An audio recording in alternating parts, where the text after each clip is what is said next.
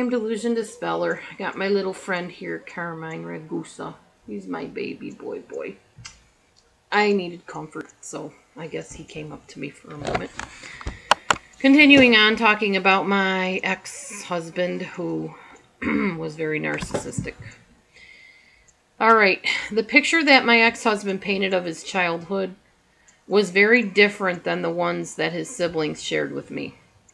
He told about a father who made him the good man that he was today, the upstanding citizen. A man who would give you the shirt off his back, the guy who would want to help anyone. He told the children and his wife, his father, told the children and his wife that they were the Waltons family, and even had them watch it together. But what went down behind those closed doors was nothing like the Waltons. The perfect country family public image is what my ex-husband learned to see as his good father, happy family image. Yet the tales of abuse, belittling, shaming, molesting, never being good enough, and how his so-called father was a tyrant were what every one of his 5 siblings told me. When I asked why I heard different things from his mother and his siblings, his response was, "When I was with Dad, he took me and my brothers alone, so they don't know how things were. The girls stayed at the house, and the boys went out and worked in the fields or built log cabins and helped my dad." One of his siblings, he told me, wanted to be involved with her stepfather physically, that she was loose, promiscuous, and that he gave her gifts in exchange for favors to him. And you know what kind of favors I mean. This kid was only 11, 14, something like that, when this all started. He basically told me she was a hoe, as we would call it these days. And at 14 or 11 or whatever age she was, she wanted the relationship that she had with his father. This was her stepfather. He refused to see his father as the perverted child abuser and molested that he was, and instead painted him as some type of hero to humanity. Anytime I said anything against his father, he would rise up against me and start screaming and say, "Yeah, I know he did bad stuff, but it's over and done with history. What good does bringing it up do?" And we would get in more fights over that, and his mother would berate me and say, "Don't compare him to his father. That's just wrong. You don't do that."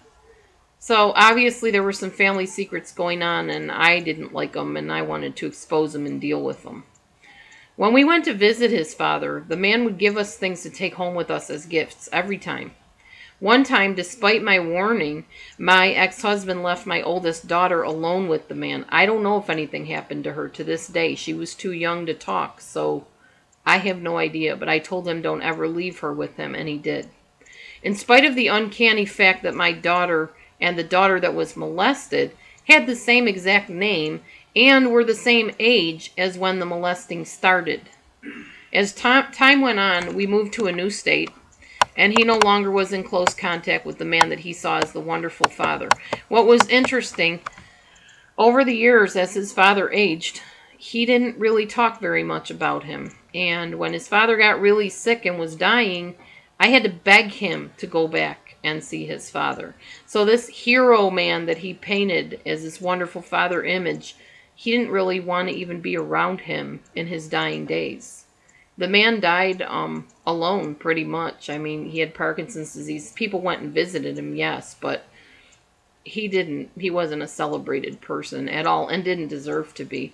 The sad thing is the man was probably abused in an orphanage years ago, a very bad orphanage, and turned out the way he did and then abused my ex-husband, and that's why it all happened like that. Okay, some more facts in my former marriage. There were several times I was made to walk myself to the hospital when I was very, very sick. There was a time I had mastitis, severe breast infection, almost died with it.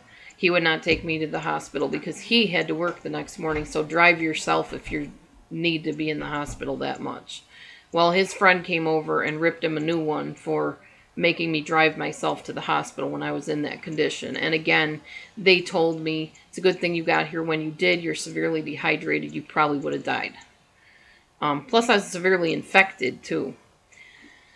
He often wouldn't buy me cleaning products or self-care products. He would tell me to use hot water to wash clothing, or he sometimes made me use the bathtub to just wash clothes out by hand. When I'd go on trips, I'd ask him "Do you miss me, baby?" He'd say, "No, I'm too busy." Like, I'd call him on the phone. "Do you think about me? Do you miss me?" "No, I'm too busy. I got too much going on. I don't even think about you." I always knew I couldn't call him for help if the car broke down or I was stuck somewhere, because he couldn't be bothered. If I said, you know, "I'm stuck, I'm stranded, I got other people's kids," it was, "What do you want me to do about it? I got to work tomorrow." Or, "I don't have a car to come get you. Just hitchhike. Find a ride." When confronted for being abusive, and I would just say, "Look, you hurt our daughter, or you did this and hurt one of the kids' feelings," he'd say, "So?" If I told him people thought he was nuts because he would be so loud, and he still talks really loud, he would say, "You're the only one that thinks that. Everybody else likes me. Everybody tells me what a great guy I am."